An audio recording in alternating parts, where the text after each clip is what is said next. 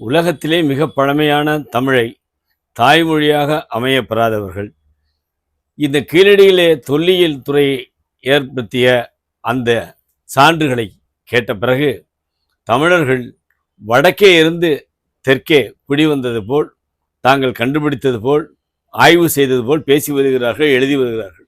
அவர்களுக்கெல்லாம் நான் ஒன்று சொல்கிறேன். அவர்கள் ஒரு தேர்தல் வாசகம் போல சிந்துவெளி நாகரிகம் விட்ட இடமும் கீழடி தொட்ட இடமும் ஒன்று என்று தங்களுடைய கருத்தியலை நிலைப்படுத்த பார்க்கிறார்கள்.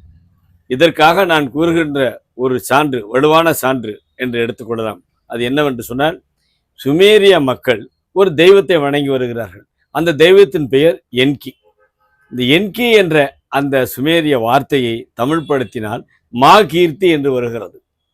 குமரிக்கண்டத்தை பாண்டியர்கள் ஆண்டபோது அங்கே ஏற்பட்ட கடல்கோள், அதனால் அழிவுற்ற மக்களுக்கு நிலத்தை கொடுத்து அவர்களை வாழ்வாதாரத்தை உருவாக்கிய நிலந்தரு திருவீர் பாண்டியன் என்ற மன்னனுக்கு மற்றொரு பெயர் மாகீர்த்தி, இன்னொரு பெயர் நெடியோன், இன்னொரு பெயர் வடிம்பளம்பன் என்ற பாண்டியன்.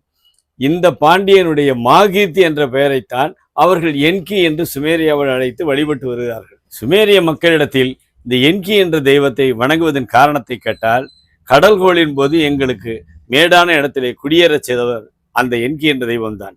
அந்த என்கி என்பதை தமிழ்படுத்தினால்தான் நம்முடைய மாகீர்த்தி, அதாவது நிலந்தரு திருவீர் பாண்டியன் என்ற பாண்டிய மன்னன், அவனுடைய அவையிலே தான் தொல்காப்பியம் அரங்கேற்றம் செய்யப்பட்டிருக்கிறது. ஆக குமரிக்கண்டத்தை ஆண்ட பாண்டிய மன்னர்களில் மிகச் சிறந்தவனாக கருதப்படுகின்ற நிலந்தரு திருவீர் பாண்டியன் தான் என்கி என்று ஒரு தெய்வமாக சுமேரியாவில் வழிபடப்படுகிறார். ஆக தெற்கே இருந்துதான் தமிழர்கள் பரவ சென்றிருக்கிறார்கள் என்பது நிதர்சனமான உண்மை. இனிமேலும் பெரிய ஆராய்ச்சியாளர் என்று கூறிக்கொண்டு தமிழர்களுடைய பெருமையை உயர்த்துவது போல் சிறுமைப்படுத்துகின்ற பேச்சுக்களையும் எழுத்துக்களையும் தயவு செய்து யாரும் செய்ய வேண்டாம் என்று கேட்டுக்கொள்கிறேன்.